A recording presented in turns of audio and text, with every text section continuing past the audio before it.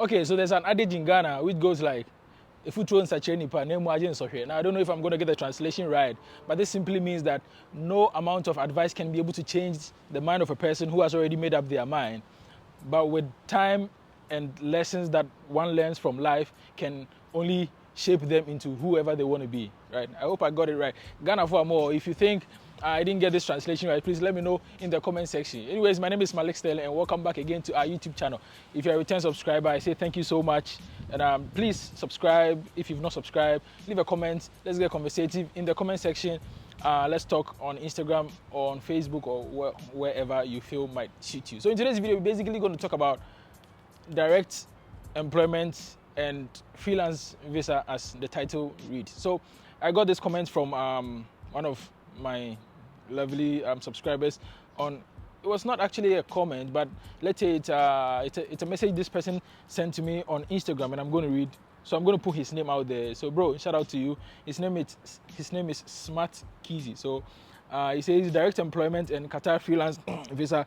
Which one is good to use to enter Qatar? Now, the reason why I even made this proverb earlier on is that I think on countless occasions I've said it so many times that there is nothing like freelance visa in Qatar over here.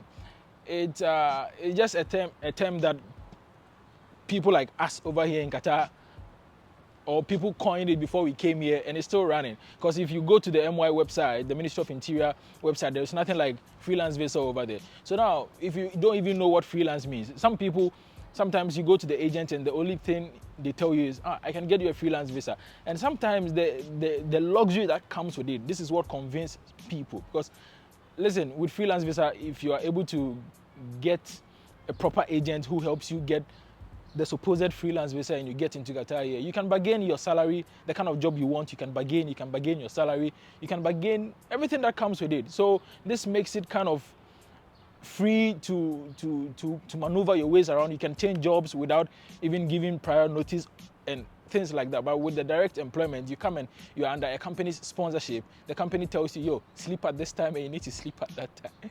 Yeah, I'm just kidding. Yeah, but there are some few companies that has their own rules. Like even with Qatar Airways, you can't be outside till 12 a.m. or I don't know, but you can let me know in the comment section. You can let me know if you are in Qatar and you live in a company, or you work with a company that has curfew. Exactly, that is the word. It was trying to escape me. They have curfew, so you go outside and you need to come back on time. Anyways, that is not why we are here in today's video. I'm just here to basically differentiate between this freelance visa and the direct employment. So just like I was saying, with the freelance visa, you come in, you look for your own job, your own accommodation, and sometimes companies do pay good if you happen to fit their criteria. I mean, let's say you come into Qatar with an ID, and Qatar here, you know, our ID card is everything. Your ID card shows how powerful you are and how much you can earn. Because, listen, if your ID card says you are a cleaner, let's say you're coming back from Ghana, or you're coming from any part of the world into Qatar to come and work, your ID determines how sometimes your life is going to be in Qatar here. Because, listen, I know people who have been working in the finance department, or who have worked in Tema Fishing Harbour and big places, but they come into Qatar with cleaner sponsorship, you know, like with cleaner being written on their ID card as their status. So they get here, guys, it's not a joke. Qatar summer is not a joke. Imagine, I've been talking for like the past 20 minutes. Little did I know that my phone has shut down.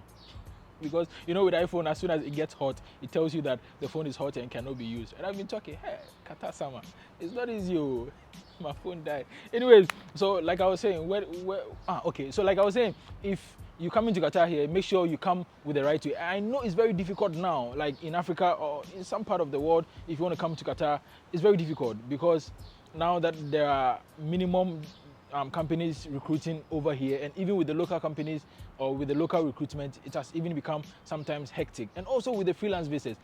Now, like with that being said, you know that freelance visa over here in Qatar, it gives you unlimited, let's say, opportunities. You can do a whole lot of things. Whilst with the direct company employment, it gives you limited access to a lot of things. Like, let's say if you come with a company, most of the companies, even if you come to Qatar and you want to get to, how do you call it, a driver's license, you need your company's permission. But if you have a freelance visa, you don't need any company's permission. You can just pretty much do whatever you want. So this is why most of the guys and even some of the agents will just try to sugarcoat and try to dilute and pollute your brain to try and get you on the freelance basis.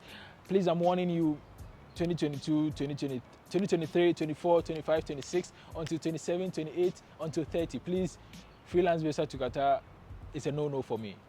Unless you have a trusted person, like super trusted person who can do all these things for you. But if not, please come with a direct company's employment. And please, sometimes I feel like most of these agents out there, we force them to scam us, right? Because he tells you he doesn't have offer and you keep on pushing. Also, when are you going to have an offer? If he says he doesn't have an offer, move to the next person, right? If just follow your heart, do whatever your heart tells you to do, but don't get stuck with them. Give your money to them and then you start giving them pressure. Tell you what, not everyone can handle pressure. Most of them, if you overpressure them, they'll just throw something on you, and at the end of the day, you find out that they've scammed you without even you realizing it. So just like I was saying, if you come to Qatar with a cleaning status on your visa, and you get here and you want to change your visa, it's going to be a bit difficult for you, because now, back then, if you come here and you want to change your visa status, you just tell your company takes your document, they take it to the Ministry of Interior,